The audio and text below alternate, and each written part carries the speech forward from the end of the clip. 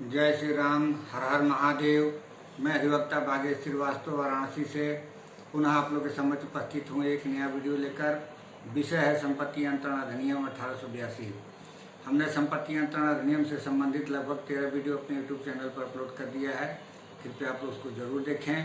अन्य विषयों पर भी हमने प्ले लिस्ट क्रिएट कर दिया है, उसको भी जरूर देखें। और यदि आप मेरे इस चैनल पर नए हैं तो मेरा निवेदन है कि आप सब्सक्राइब जरूर कर लें, बेल आइकन पर क्लिक कर दें ताकि जब भी मैं कोई वीडियो बनाऊं तो आपको इसकी सूचना तुरंत मिल जाए।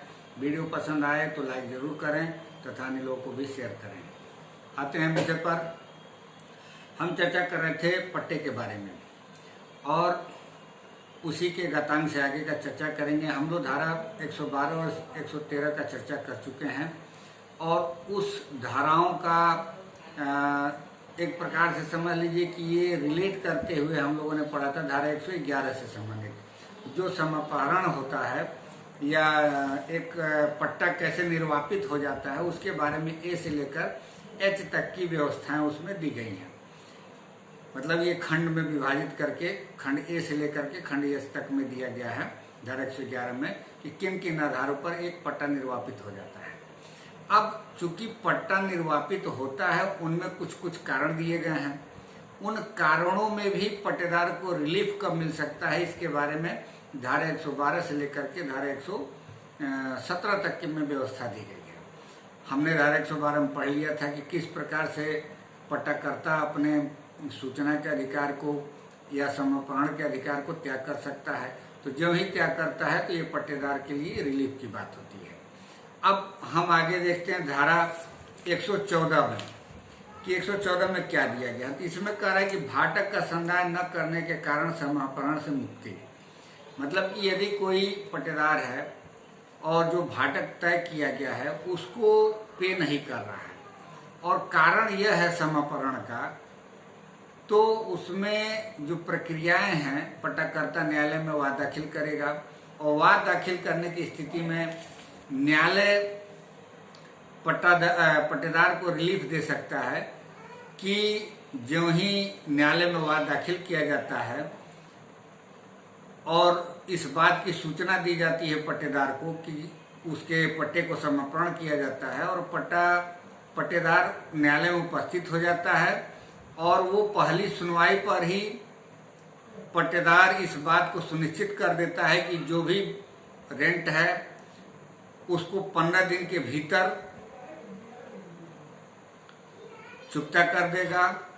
मैं ब्याज सहित जो न्यायालय में वाद दाखिल किया गया है, मैं खर्चे सहित, तो न्यायालय संतुष्ट हो जाता है तो फिर वो समापहरण का आदेश न दे करके उसको इस समापहरण से मुक्ति दे देगा। यानी कि पट्टेदार को रिलीफ दे देगा कि ठीक है, जब पट्टेदार तैयार है उस पट्टे को कंटिन्यू करने के लिए, मैं ब्याज उसको देने के लिए तैयार है, जो भी खर्च हुए हैं पट्टाकर्ता का वाद दाखिल करने में उन सारे खर्चों को देने के लिए तैयार है, तो फिर पट्टे को कंटिन्यू कर दिया गया। तो ये रिलीफ धारा 114 में हो गया।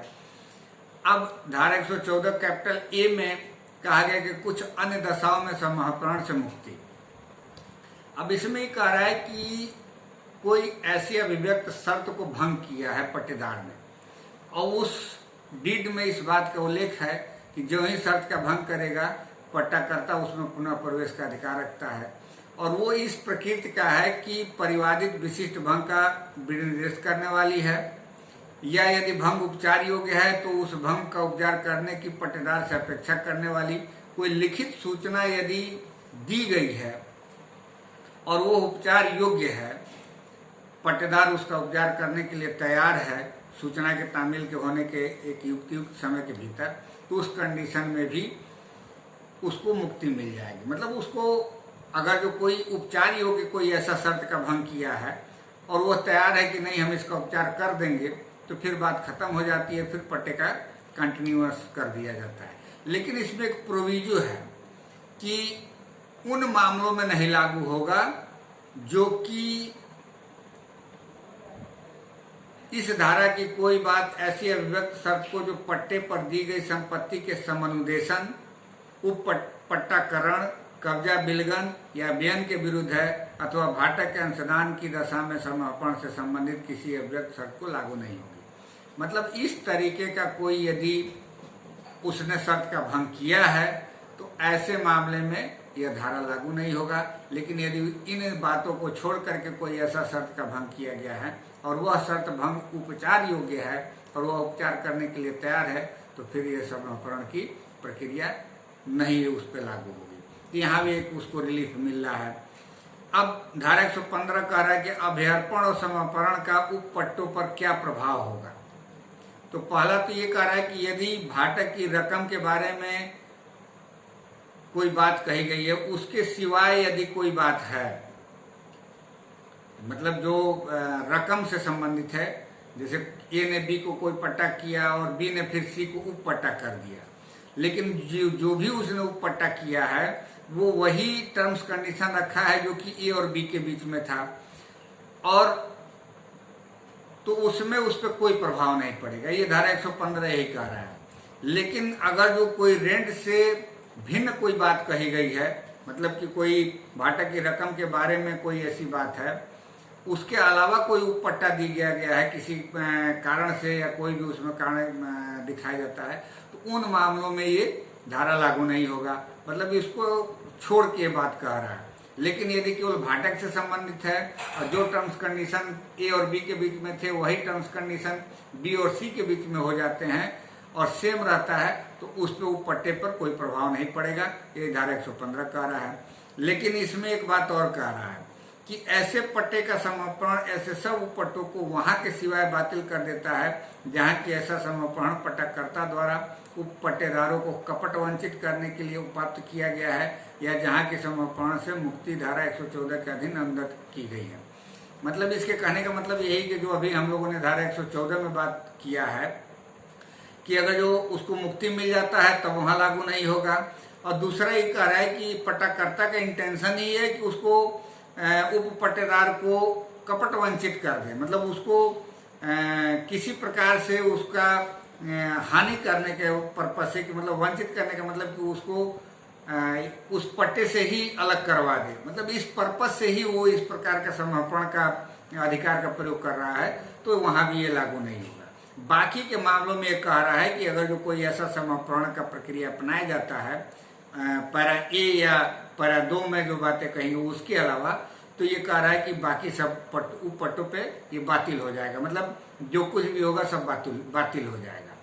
अब धारा 116 ये कह रहा है कि अतिधारण का प्रभाव, इफेक्ट ऑफ होल्डिंग ओवर। इसके कहने का तात्पर्य यह है कि यदि कंटिन्यू होता है कोई भी चीज तो क्या उन पे प्रभाव होगा। इसके कहने का तात्पर्य यह है कि यदि कोई भी पट्टा जिस रूप में एक्सेप्ट किया गया है उसी रूप में वो पुनः नवीनीकरण के रूप में हो जाएगा। जैसे मान लीजिए कि ए और बी के बीच में कोई पट्टा हुआ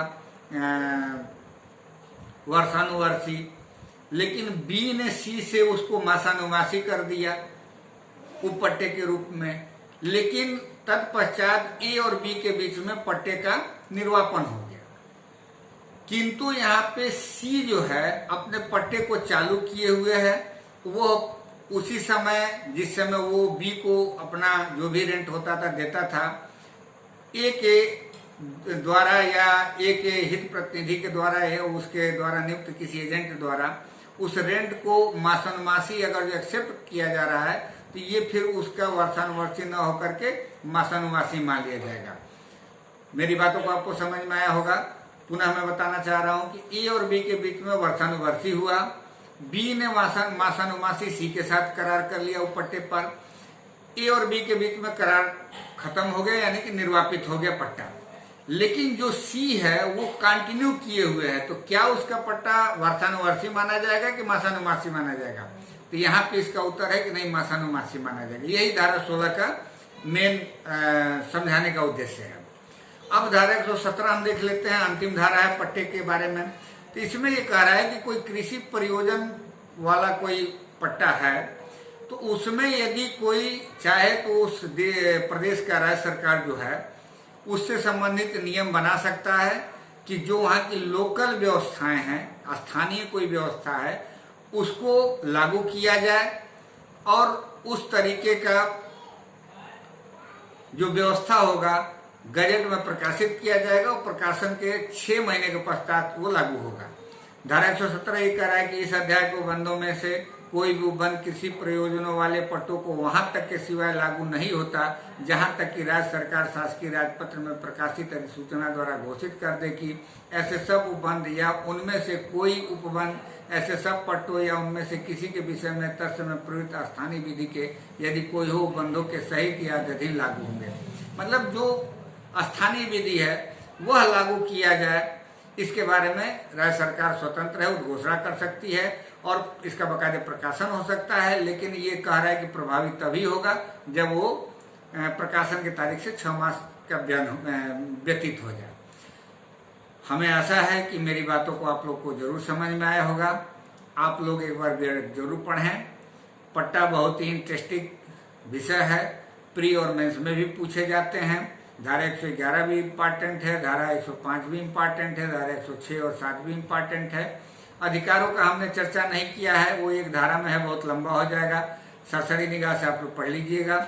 यानी कि इसमें कोई धारा ये नहीं कहा जा सकता है कि प्री और मेंस की दृष्टि से इम्पॉर्टेंट नहीं है। तो आप लोग पढ़िएगा जरूर।